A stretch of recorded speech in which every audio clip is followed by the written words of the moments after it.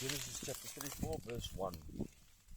So with this beautiful view of the mountains, and there's some kind of blue sky, little bit more clear than the other days, thanks to the bit of cloudy and rain we had.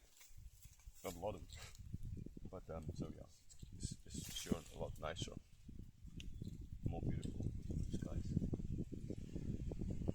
Now Dinah, verse 1, the daughter of Leah, whom she had born to Jacob, went out to see women of the land. The verse doesn't start out so well. We've met, so Dinah, daughter of Leah, we've seen that she was later on not the first to be born, understandably. According to the list, kind of last, but we don't know.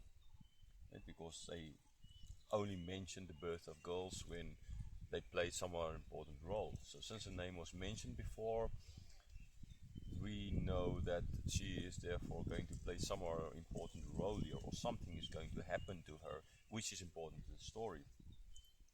And this case now is, her rape, right? So she went out to see the woman of the land, which, whatever it really meant, but clearly it's stated here by Moses that this is not a good thing. This is a dangerous thing. Okay, it's like if you're a girl on your own going to a bar late at night, kind of idea, right? You open yourself up to possible things that might go wrong. So she was not, especially since her brothers is gone, so she's like alone. So no protection, no possible protection for her if something goes right. So she was not wise in this, and the father ought to have prohibited her from going in this time. He ought to have said, your brother's not here, don't go here, don't go now. You ought to have provided like a chaperone or something like that. He didn't. So this most likely has to do with the fact that, she's Leah's daughter, and he's not that interested. I don't think, like some scholars drew the conclusion, they didn't care about those children at all. I don't think that is totally true, right? He is going to provide all these things for them, but sure, Joseph would get all the attention. That's true, right? But I don't think it's like no attention on their side.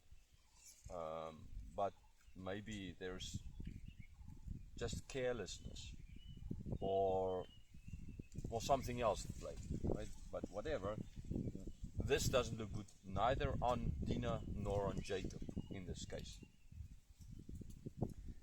Verse 2, and when Shechem, the son of Hamor the Hivite, the prince of the land, saw her, he seized her and lay with her and humiliated her. So he saw her, because now she's there. She's in a place of danger, where then danger happens to her. And the words, he saw, he seized, he lay, he humiliated.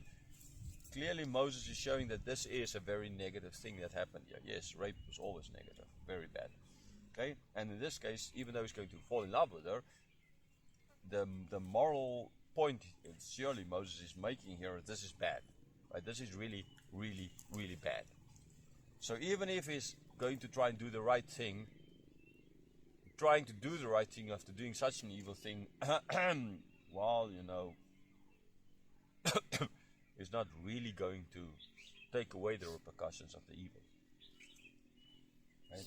So, this rich young prince, now yes, it's of a town, so it's not as if he's a huge, he's not a king of a country or something like that. A big country is more a city kingdom kind of city-state kind of idea, right?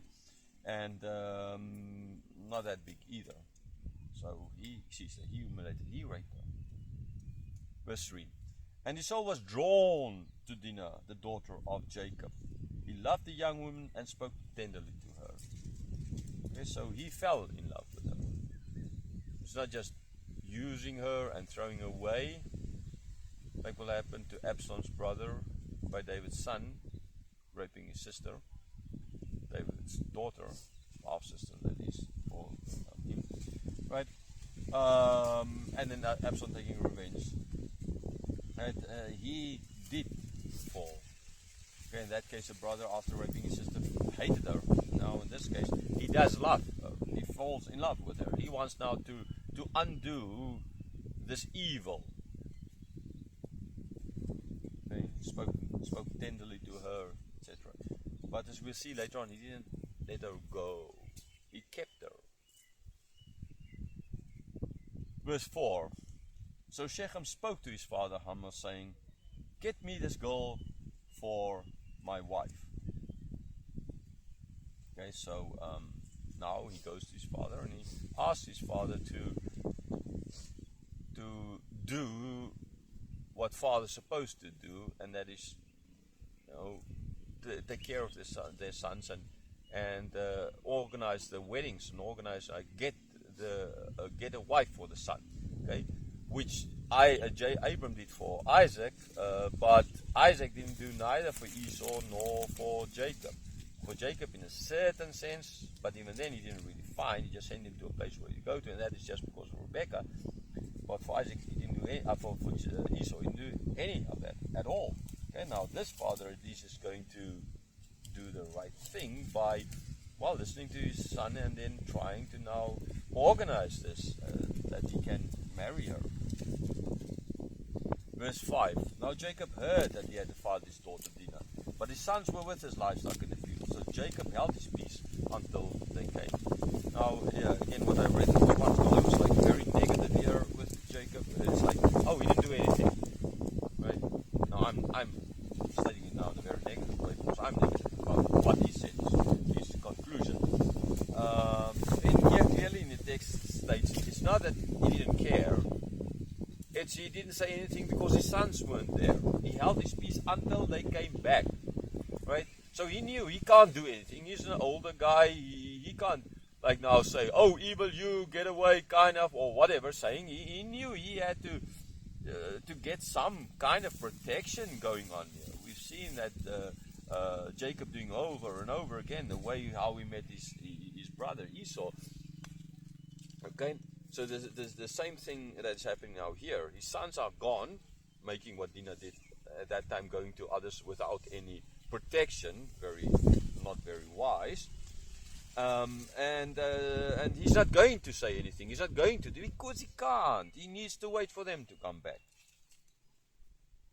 Okay, so I don't think it's here because he didn't care. Right? This was bad what they did, and Jacob wasn't that morally evil, okay? For sure not.